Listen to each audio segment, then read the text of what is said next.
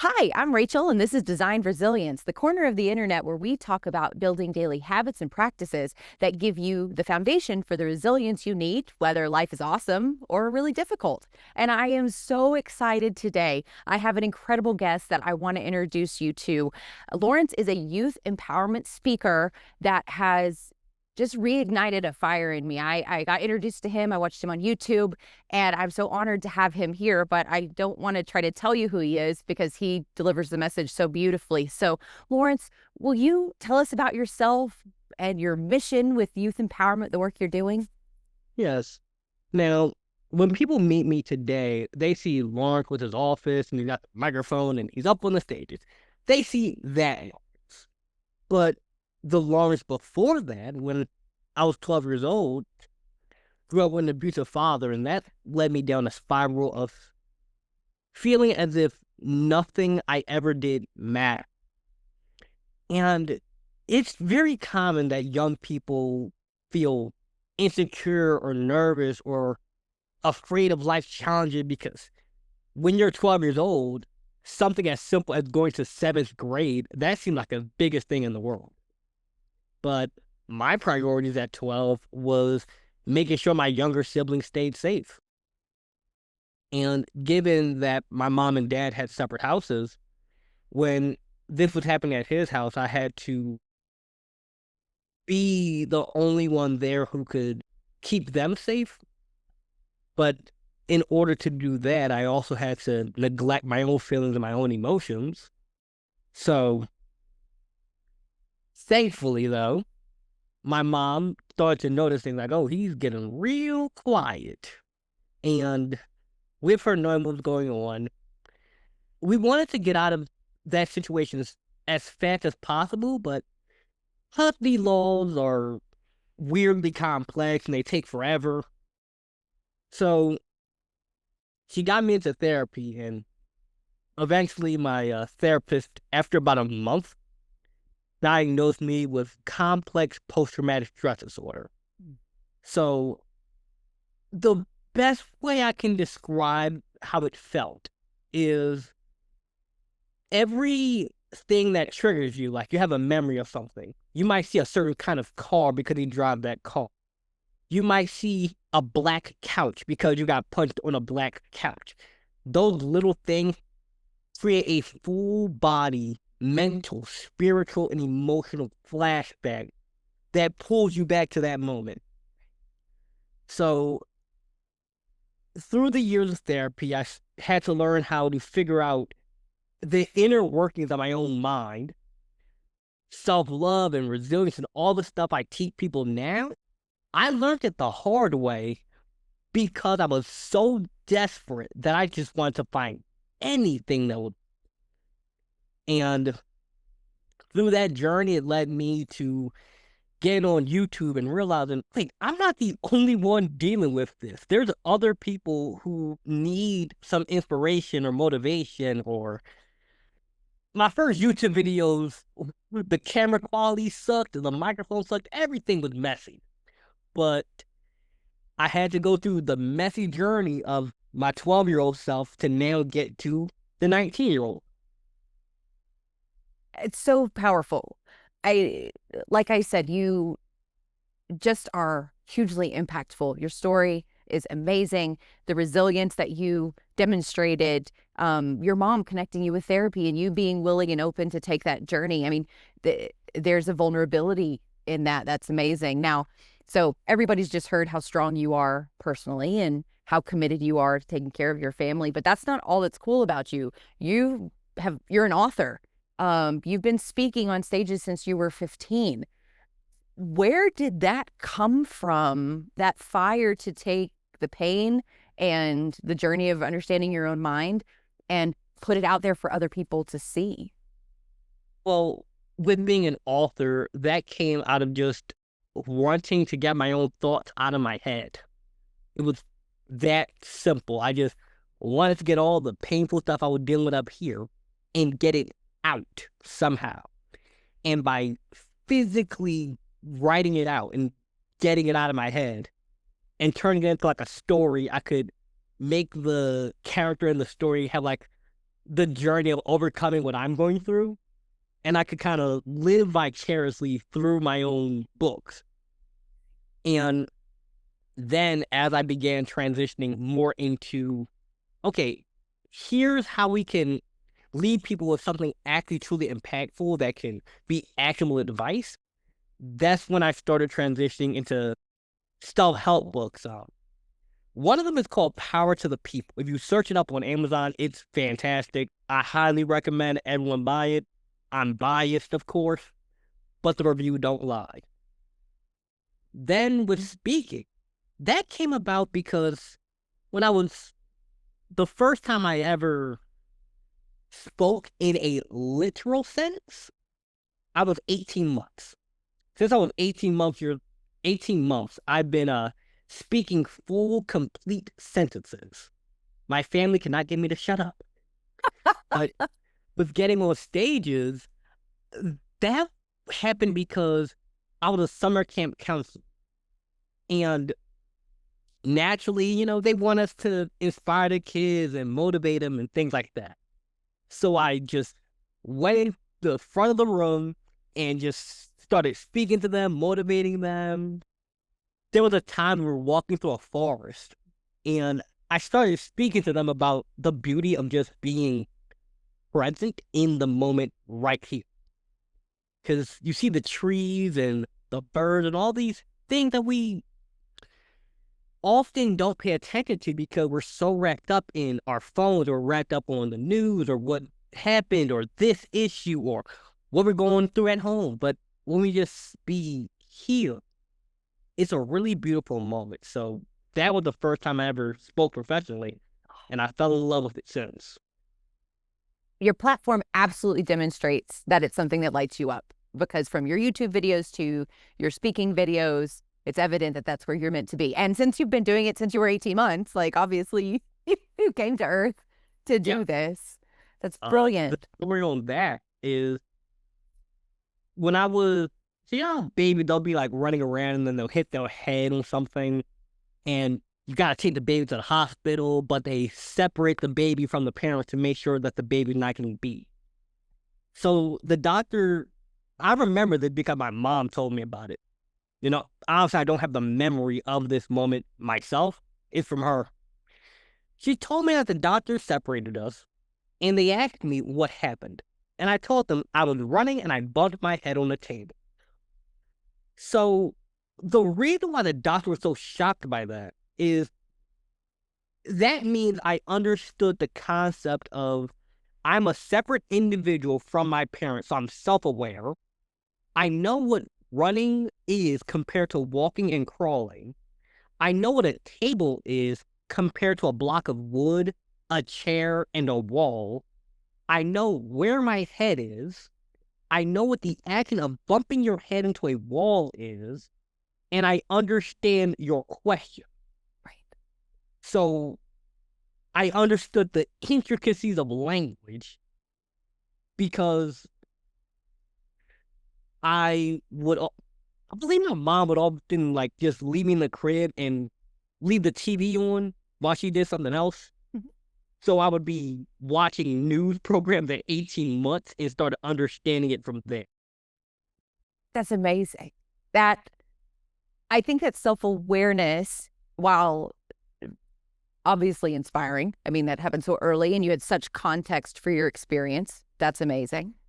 But I think it's also important for what you've built so far, because the ability for your brain to contextualize your environment, contextualize somebody else's question or how another perspective might be looking at you, that's so important, because you could have had this journey of protecting your family, coming to your own understanding of how you operate and kept it for yourself. You didn't necessarily have to externalize that. So, yeah, you were absolutely built just for Yeah, this. there, there definitely was a period in my life where there was this selfishness of once me and my siblings got out of that abusive environment, and now I had some time to actually sit down and reflect on how I didn't really get to be a kid. I put my own needs so far above others that it definitely caused a rift with people because I was trying to understand me, and I was not always this self aware and articulate of my emotions and able to verbalize my needs and desires in a way that people can fulfill. It's just, I knew there was something I wanted. There's this feeling, there's something, but I don't know what it is. I don't know how to get it. And I don't even know what the thing is. So I kind of was like a chicken running around my head cut off, trying different styles of clothing, different hobbies, different interests, different types of foods, everything to figure out what does Lawrence like. And because I did that so early in my life, I think that's where this desire to give it to other people comes from. Because for one, I know that the problem I dealt with, so many people can relate to that. And the things like resilience and self love and being able to understand without the world's opinion of you, who are you? Because when you live to the opinion of the world, one day this is what's promoted, the other day this was promoted. So you have to build that love and understanding of yourself before you go and try and get love from other people and other things. That's so powerful. And uh, so I absolutely agree with you that this is something that everybody does at some point, this self-exploration. A lot of us do it. It takes a decade and we're younger, maybe in college or in our 20s, we're kind of exploring and finding ourselves after having that pressure in high school to conform. And some people don't, they do it in their 40s, or 50s, a midlife crisis. And they kind of have this explosion of self-awareness and exploring themselves. So the fact that you um, found it so early when you have the freedom to do it, right? You didn't, you weren't married, you didn't have, you know, other responsibilities. This was the perfect time. And you treated it like a journey. You explored. You Yeah. were willing to see where the mold was. And I think that depth of self-knowledge, and probably, and you can tell me if this is true or not, the confidence that you have in yourself now to come up against a challenge or come up against something you're not familiar with, and you've already proven to yourself that you'll take the steps it takes to figure it out for yourself and that you can trust the decisions you make. Do you think that's Yeah. true for you? Very, because you just brought up a really good point about when people do this. So I graduated high school last year, actually, but it feels like it's always felt like I graduated way before that. But when people are in high school and they feel the pressure to conform, they want to be prom king, they want to be prom queen, they want to be valedictorian. Nothing wrong with this. This is all great things. But when that's the highlight of your life, like the highlight was I was quarterback on my high school football team, but you're 50 now. That's a problem. And we're not really taught or told or shown how to understand ourselves because it's not really something other people can teach you. They can give you the method to find it. I always tell people, get a journal, write in it. What do you write about? You decide. How long do you write in it? You decide. Just do it every day. And I bet you within a year, you're going to understand things about yourself that you never even noticed. You're going to understand the way you spend money. Even though I never told you to write about money, you're going to start to notice a pattern like, my money goes up and then it goes down. Every time I'm happy, I make a lot of money. But when I'm sad, I make no money. Why is this? Oh, it's because of how my mood affect my actions. Well, what if I could find a way to constantly improve my mood, constantly improve my thoughts, constantly improve the way I view life in order to get magnified results. Because when you ask somebody, well, what do you want? Okay, I want a lot of money. How much? I want a career. What career? We need to promote understanding yourself and doing the journey to find it. But in that journey, you'll also have to face the stuff you don't like, because self-awareness isn't all self-love and wonderful and happy days. No, it's not all that. It's also about understanding what you went through, your unresolved childhood traumas, your fears, your like, and I don't just mean, oh, I'm scared of the dark. No, I mean that stuff that really keeps you up at night. One of mine was that I developed an intense fear of abandonment because when I was 13, my dad kicked me out the house. So, because of that, I would go through these intense worries of, what if one day all of my family simultaneously wake up and they decide, we're sick and tired of Lawrence, let's all leave him. And they all leave me like that. That was a thought I genuinely had and believed. It sounds irrational when you say it out loud now, but in the moment, it makes perfect sense because your brain wants to find evidence. Oh, your dad kicked you out, so that means anyone can kick you out. So that means you should trust nobody. So that means you should become hyper independent to the point where you will do anything to not accept somebody's help. But if you don't accept anybody's help, you can't get the benefits of therapy and you can't get friends, you can't get these relationships. So you're trying to protect yourself, but in protecting yourself, you're actually giving them a reason to leave because he's so hard to deal with. So you start self-sabotaging. But if you understand yourself and you journal and you write out, why do I keep feeling this way?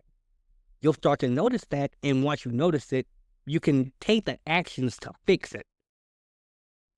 So that was a bit of a long-winded point, but to put it simply, get yourself a journal.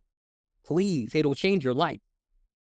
That's brilliant. I love that. There's I can't remember if it's 5 or 6 whys, but that's a path I've used in journaling before if I've got that kind of constant fear. So I had a similar, my parents got divorced when I was in high school. And my mom had told me once that she probably would have left my dad earlier if she had been able to afford. It was a financial worry. And so I didn't make the connection, but I had internalized that I always needed to be financially independent. So my young life, I worked 2 and 3 jobs and, always was chasing the money. And I would wake up every morning anxious, feeling like, oh, I don't want to get fired. Like I really need these jobs and all of this kind of thing. And it wasn't until I started in therapy as well, why am I anxious about money? And asking myself why. And just like just that path that you just spoke, why do I feel like that? Why do I feel like that? Why do I feel like that? And then I got to that moment where I had that conversation with my mom where felt like she couldn't make life choices that she wanted because of fear of not being able to handle it financially. And when I understood that connection, then I could begin to say, well, this was true for her and this is not true for me, or this was her circumstance, this isn't my circumstance, and begin to kind of unknot that thing that I just thought was a part of me. So Yeah. I love that it's a very clear and specific, and like you said, you just have the journal and you start writing and these things will start popping up that you can explore. You don't have to know where you're going when you start. Yeah. A Brilliant. lot of times, when I'll be journaling, I'll start off writing about one thing that happened this morning, and then somehow yesterday actually, I began writing about my experience just in how I want to give so much to the world, and that in order to get, you have to be willing to give. When you go to a job, you're giving time and effort in exchange for money. When you have a business, you're giving a service, a product in exchange for money. In order to get the money, you must give the product or the time or the service. So I was walking on the street yesterday and I was thinking about buying myself a cookie from 7-Eleven. Like, I really wanted this cookie. But then I thought to myself, but do you need it? No. Okay, so let's not get the cookie because this is going to help us to build self discipline and make better financial choices. That thought came from journaling for years because it helps you to be aware in the moment. And I'm walking back to my office and I see this homeless lady. And I go in my pocket and I'm going to give her the money that we're going to spend for the cookie. And I go in my pocket and I pull out a five.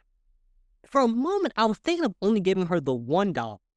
But then I remembered that if you give to others from a limited perspective, the universe, God, whatever you believe in, will give back to you from a limited perspective. Because if you only give somebody $1, you're only going to get $1 from the universe. That's just how it goes. So I give her the $5. And rather than just, putting the money in her cup and going about my day, I stopped and had a conversation with her and let her know that there's a Starbucks nearby and you can get free water from there. Because you can go quite a while without food, but if you go too long without water, your body will just shut down. And then once it runs out of like water normally, then it starts pulling water from your blood and then from your organs, and the whole body shuts down. So I showed her where the Starbucks was, and I let her know that the 7-Eleven, you can get really cheap food from there, like cookies and bananas, and just such a simple conversation, such a small gesture had such a deep meaning to me that I had to journal about it for 30 minutes. Because we often do things, these little tiny things, and don't notice the real impact of it. You might have given a homeless person $1, and that dollar allowed them to buy a cup of water that saved their life. Or you might have had a conversation with the lady at the supermarket and told her that her hair looks nice, and that helped her to believe in herself more, and now somewhere she's a general manager. Absolutely. That I love that. I love the connectivity of the experiences, the want versus the need, the I have bigger goals, I'm not going to do instant gratification right now, how that enabled you to connect with another person and give her encouragement. And then you got the reward from that whole cycle, that just that growth mindset, that unlimited potential that you keep in your mind is amazing. And I love the way that you tell that story. So I'm dying to know, because you have come through so much. Do you ever get tired of learning and growing? Are you ever like, this is enough? Like, I have learned enough. I have changed enough. I've overcome enough. Do you ever feel that? Yeah, there's plenty of time when I feel that. Okay. And there are days where usually what I do is I'll take a day where I just do absolutely nothing except go fishing. Oh, That's another thing that's another hobby or interest that I believe people should get into if they have the time and the resources to do it. Fishing. Because you're sitting at this lake for 10 hours, nothing at all is happening. It is just you, your thoughts, and this giant body of water. And as you're staring out, you start to notice the little waves. And you notice a tree branch falls off and some twigs fall in there, and it makes a splash. And you see how this splash creates a ripple through the lake. It's very, very subtle. But if that tiny twig can make an effect on this giant lake, imagine the ripple effect that our daily actions have. And as you're sitting there, and then eventually, nothing's happening. It's been an hour. You have not caught a fish. It's been 2 hours. You have not caught a fish. You cast it out there. You wait, nothing happens. And hours go by, and you never know when this fish is going to bite. But you know if you stay here long enough, inevitably it will. And right before you're about to leave, boom, opportunity strikes. And that hobby and thought process and just meditating and being present transfers into other areas of my life. For example, I never know when somebody will respond to my email, but I know if I send enough of them, somebody will. And because somebody will, now I'm on this podcast because I just sent an email. So on the day when I feel tired and I'm like, man, I've grown enough, I've done enough, I've changed enough, my younger self be proud. I just remind myself that, hey, Lawrence, this isn't about just you anymore. This isn't just about me. Because if I stop here, this is all I know. I just keep doing this same thing over and over for the next 30 years. Okay, that'll be great. But at a certain point, you get stale. I like to add new stuff in there. So on the day when I feel like completely tired, I'm like, I've done enough, I've worked enough. I'm like, okay, take a nap. And then I take my nap and I wake up and I go back to it again. Because you have to kind of fall in love with the learning. You have to fall in love with the process. I didn't always feel that way. I used to feel like, man, I've read 10 pages of this book. That's enough for today. I've read 20 pages of this book. That's enough for today. But little by little, you start to just enjoy the process itself. I hope that made sense. Yes. Yeah. Two things I want to call out because I think they're so amazing are so the things I talk about a lot are resilience, having that foundation that you need to get through amazing things and difficult things. And what you said about I haven't caught a fish in 10 hours, but I know if there's fish in that lake and I am here, and as long as I'm here, eventually I will catch a fish.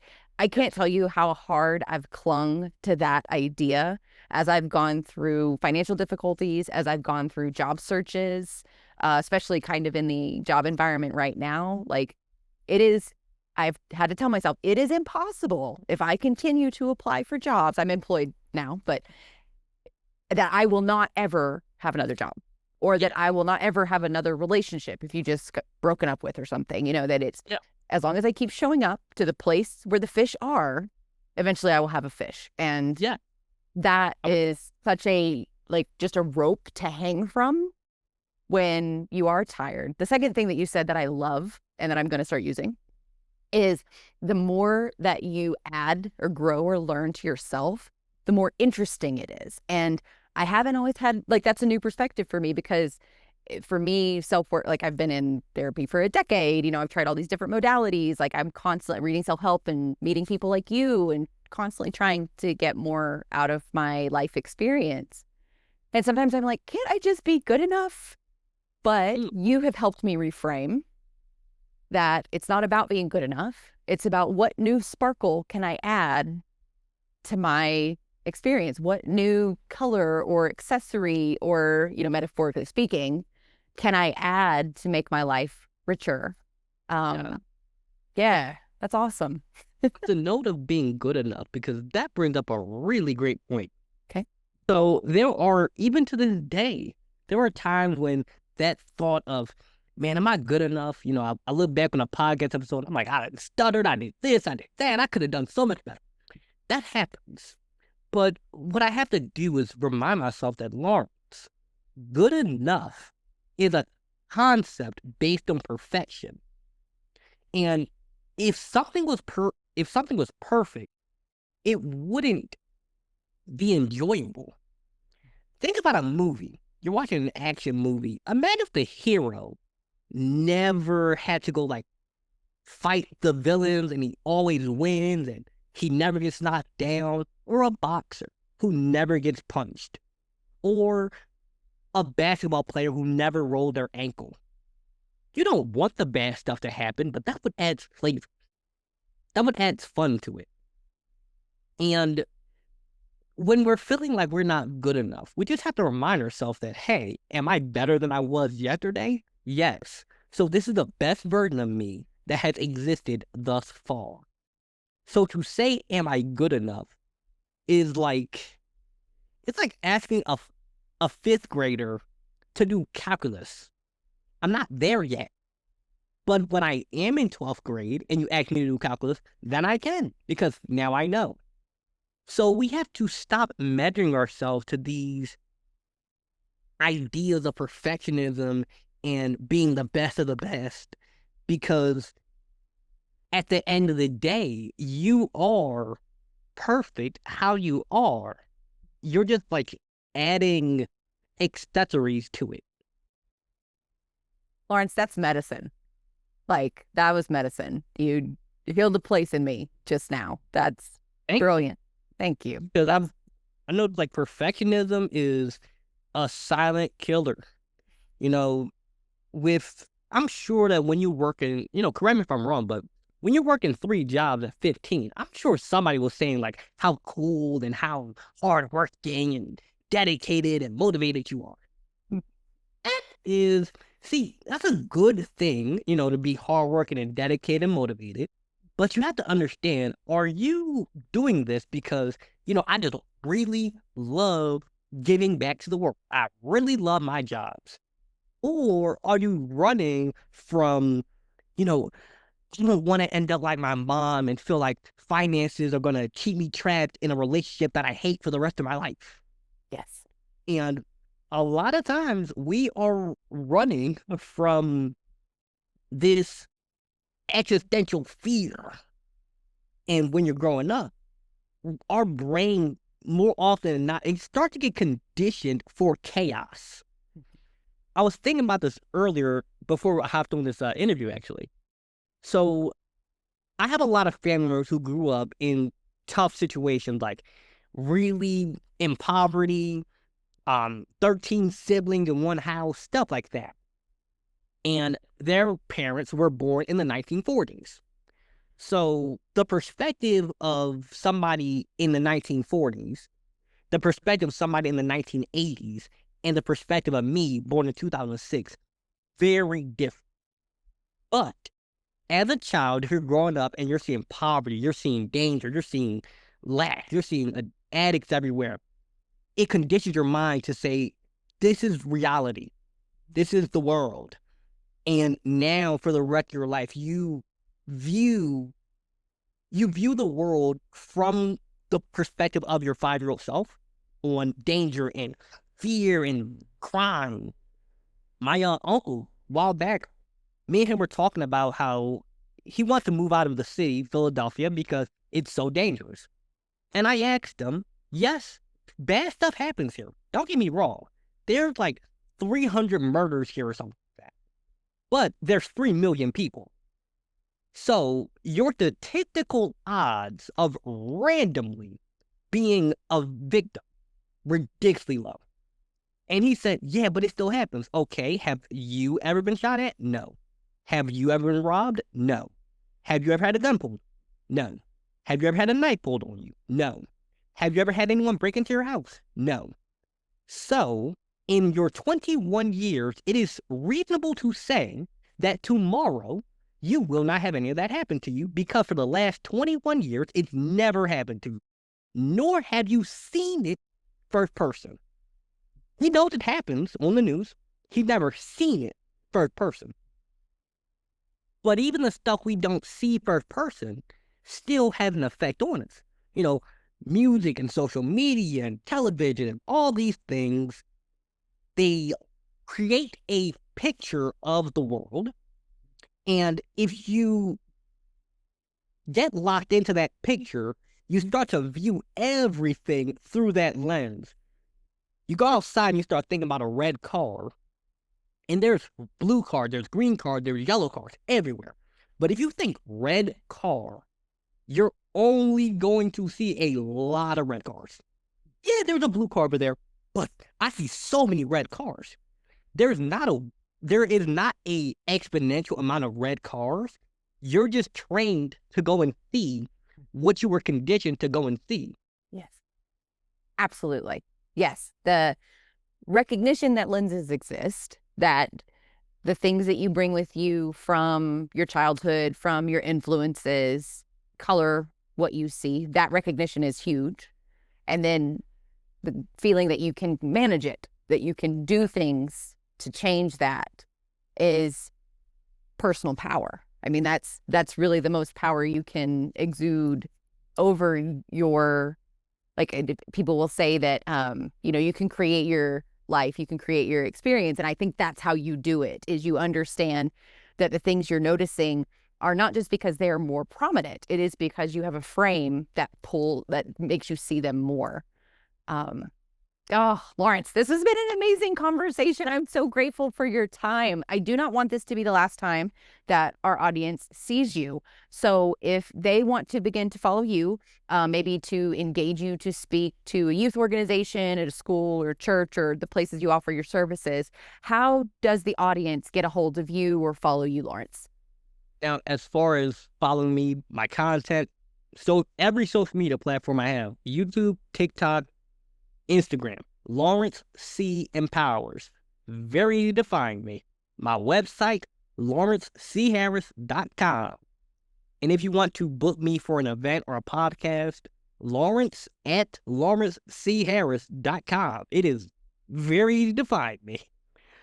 As far as my books, again, Amazon, Lawrence C. Harris. Very easy to find me. Um, Now, in particular, for youth organizations, high schools, churches, nonprofits, podcasts, if you have somewhere that you are looking for speakers or guests, Lawrence at lawrencecharris.com. That is my personal email address. Perfect. Well, Thank I, from what I've seen and what I've experienced today, you are absolutely invaluable with the message, your experience. These are not just things you picked up from books, these are your lived experience. And you you. Yes, speak with power and conviction. And I'm so grateful for thank you. your time today. I often tell people that, see, okay, we've got 2 minutes before this thing's gonna end, so I'm gonna make this very snappy. So especially now with TikTok and Instagram and all these like short form things, people want to just hop on the internet and say, "Look at me, I'm a resilience coach. Look at me, I know everything," because they know how to talk for 1 minute. My stuff is lived. I have the kind of stuff you can't fake.